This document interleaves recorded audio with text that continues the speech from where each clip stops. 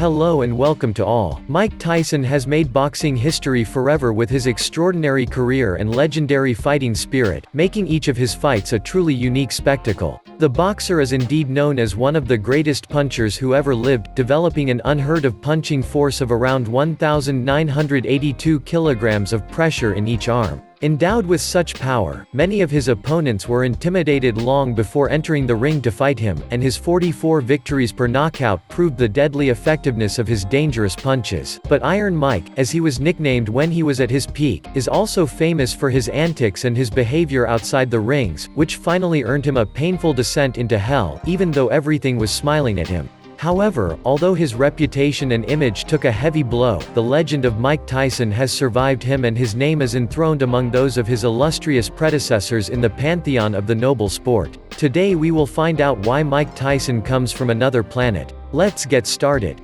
Mike Tyson was born in 1966 in the working-class Brooklyn neighborhood of New York City and spent a very difficult youth in the Brownsville ghetto, where violence is omnipresent and follows him everywhere, even at home. His biological father having abandoned his single mother with his 3 dependent children, the latter had to face the hardship of life, and also the bad temperament of her new husband and stepfather, who did not hesitate to beat her in front of their eyes. At the age of 7, little Tyson, still no taller than 3 apples, was kidnapped and sexually abused by a stranger, causing him to fight and rebel against those who wanted to hurt him. At the age of 8, he falls into delinquency and after several offenses, he is placed in Tryon School, a reformatory in Johnstown. Very quickly, Tyson is noticed by goalie Bobby Stewart, a former boxer and former winner of the 1974 Golden Gloves mid-heavyweight competition, who can't help but notice the young boy's athletic abilities. Indeed, at the age of 13, Tyson already weighed more than 80 kilograms and possessed a musculature to make even the most experienced bodybuilders pale in envy. Stewart had Tyson placed in the establishment of Cus D'Amato, former coach of champions Floyd Patterson and Jose Torres, who had turned to help underprivileged youth, where he taught boxing. Under the tutelage of D'Amato, who becomes a spiritual father to Tyson, he quickly becomes the best pupil of the 70-year-old coach, who predicts that if he works hard enough, he will one day be world heavyweight champion. D'Amato later revealed that he was overwhelmed by the almost instinctive boxing talent of the young Tyson, but more importantly, by his incredible punching power. D'Amato had boxed him the first time he came to him, with a 27-year-old professional boxer, while Tyson was only 13, but the latter still managed not only to defeat his opponent but also to knock him out with a punch of inordinate power. And since there was no boy of Tyson's age in the boxing gym, he had to train and spar with older and better trained opponents, but curiously, Tyson was always going to knock them out. Such strength and ferocious training from Cus D'Amato made him evolve very quickly and become a real professional boxer, which was not to be rubbed too much. Under the guidance of the tough old coach, Tyson had indeed acquired all the techniques that would later plunge him into legend, including his legendary technique that would also become his signature, peekaboo, but also his ferocity and rage to win in the ring. In 1981, during the final of the U.S. Olympic Junior Tournament in the heavyweight category, Tyson knocked out Joe Cortez in the first round after only 8 seconds of fighting. After 54 amateur fights with 48 wins and 6 defeats, Tyson turned professional on March 6, 1985. He boxed throughout the year, mainly around New York and Atlantic City, and beat all of his first 19 opponents before the limit, including 12 in the first round. He thus receives his first nickname, Kid Dynamite, and the press sings the praises of Cus D'Amato's new foal, who seems to be well on his way to becoming the new boxing stallion.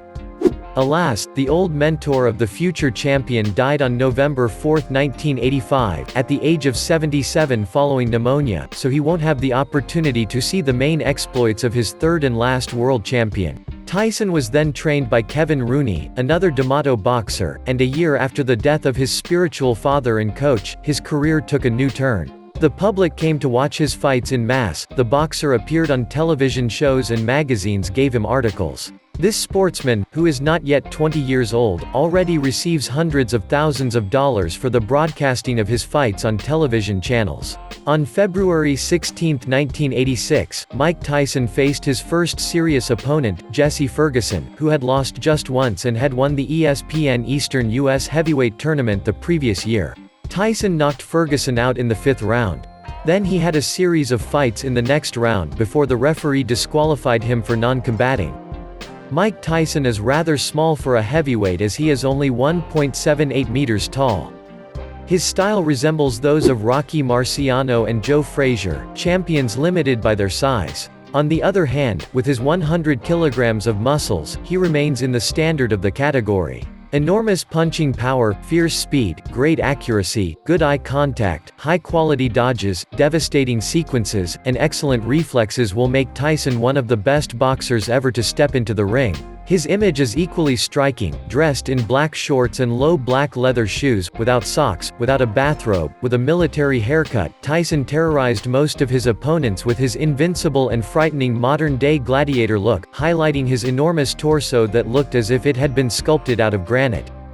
But it was his many techniques that made him the fighter feared by his peers, such as the Dempsey roll, a technique invented by boxer Jack Dempsey, and of which he was a great fan. But his most devastating technique was probably the peek-a-boo, a style of boxing that takes its name from the game of hide and seek that is played with babies and toddlers, and which imitates the position of the player's hands in a fight. The fighter holds his gloves close to his cheeks and hugs his arms to his chest, which provides extra protection for his face while making it easier to jab the opponent's face. Facing larger opponents throughout his career, Tyson has opted for a technique that allows him to constantly move his head and body to avoid blows and then hit his opponent hard. His opponent is shaken because he doesn't necessarily see the blows coming. Mike had instinctively discovered the peek-a-boo technique during his street fights, a technique that his old mentor just had to polish up and perfect a little bit more so that Tyson could use it more appropriately in the ring, which he did, and brilliantly, since at less than 20 years and 5 months old, Mike Tyson became the youngest heavyweight champion in the world, beating the record for earliness held by Floyd Patterson, the other great champion of Customato. Tyson is named Boxer of the Year 1986, with a record of 28 fights and as many victories, including 26 by knockout. Iron Mike, as he was nicknamed by the American press, very quickly became rich and famous, and in 1988 he reached his peak.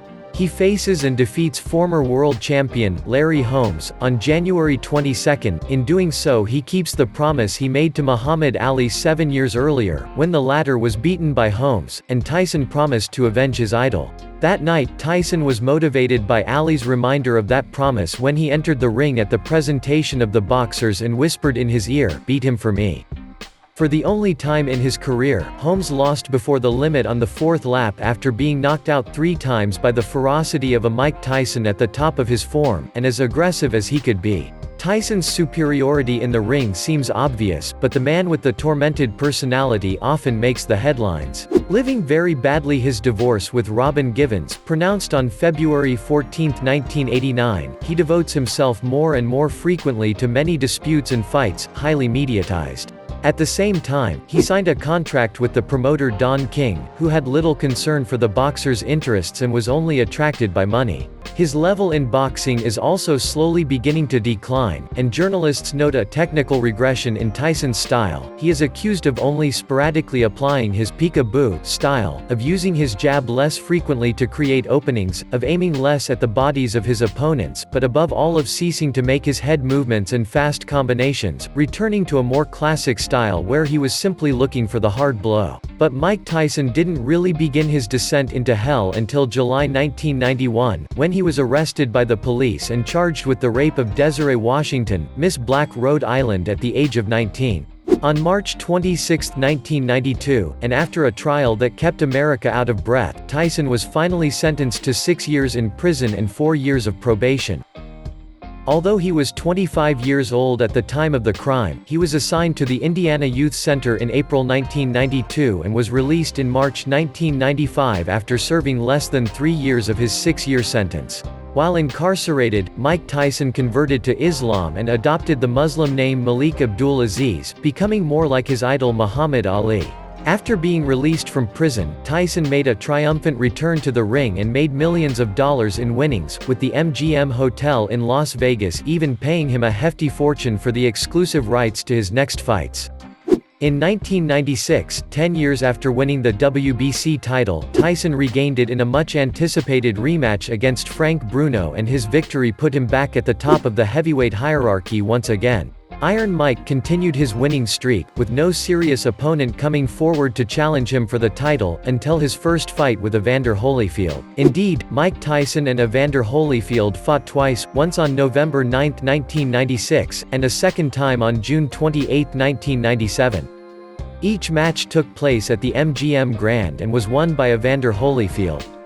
This powerful boxer, stronger than Tyson, was one of the few who was not intimidated by Tyson's ferocity and stood up to him until he ran out of breath and exhausted him. It was during their second meeting in the ring that Tyson, visibly irritated by not being able to overcome the mountain of muscles that Holyfield represented, was going to bite him in the ear until tearing off a piece of it, which will be recovered later on the ring floor, after the fight. For his behavior, Mike Tyson was condemned to pay Holyfield 10% of his purse or $3 million and had his license revoked for 1 year.